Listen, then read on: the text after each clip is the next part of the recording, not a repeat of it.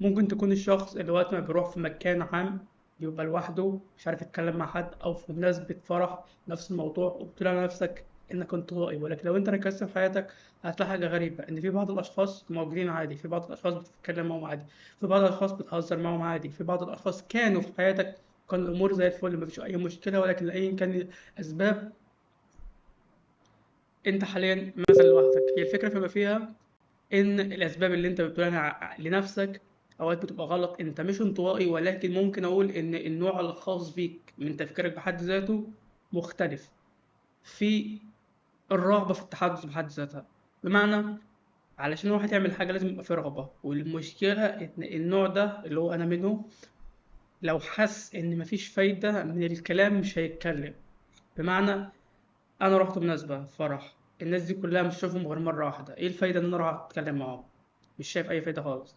تمام. كذلك بالنسبة ممكن في الجامعة، معظم الاشخاص اللي حوالينك انت شايف ان اهتماماتهم مختلفة عن اهتماماتك، وانت ليك تفكيرك المعين. يعني انت مثلا بتحب الجيمز، بتحب البرمجة، وانت اصلا في كلية ملهاش اي علاقة بالموضوع ده. نفس الموضوع اللي هو انا ايه اللي هيخليني اتكلم معاهم. ولكن اوقات بتحصل الصدفة انك بتكتشف ان في حد بيشاركك اهتماماتك، وبتلاقي ان الكلام اللي انت بتقوله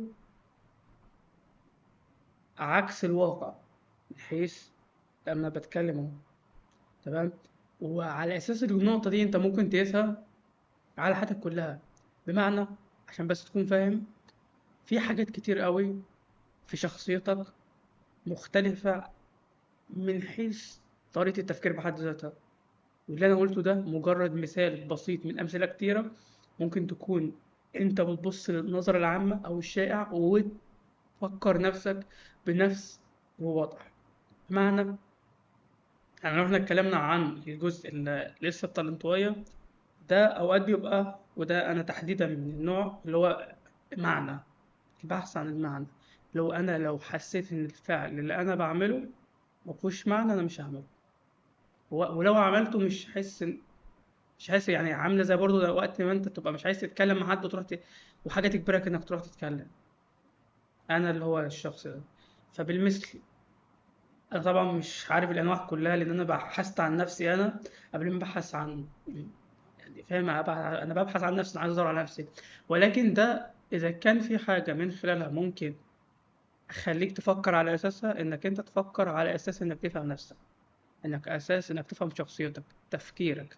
ليه انت مثلا بتعمل الحاجه دي عكس مثلا الناس كلها؟ ليه لحد ما توصل لنفسك. لان في الغالب حتى مهما كان قرأت في كتب علم النفس، الطبيعه البشريه الى ذلك، هتلاقي ان على الرغم من التصنيفات اللي هو مثلا اربع انواع وما يعرفش كل نوع المفروض لكل واحده، هتلاقي نفسك لا، ده انت ممكن تلاقي واخد من هنا واخد من هنا واخد من هنا واخد من هنا. ولكن التصنيفات المعلومات اللي انت بتقرا عنها في الغالب بيحاولوا يكونوا عامين على قد ما يقدروا. اللي هم اللي هم أربعة بس، مش هنحط 40، لا احنا هنحط أربعة. ولكن تحت الأربعة حاجات بتبقى بارزة أوي. تمام. فعلى أساس كل ده فكر واسأل وابحث، وده الوقت اللي من خلاله هتعرف تعيش بقية حياتك.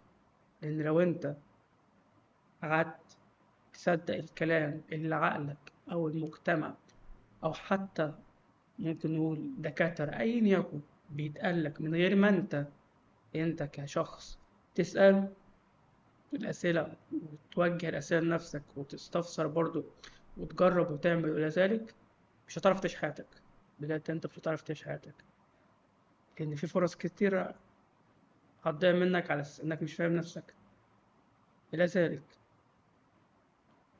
فبس، لأن آخر حاجة الدكتور اللي بيفرض افتراض، او العالم اللي بيقول بحث بيقول على اساس المعلومات اللي كانت ظاهرة قدامه.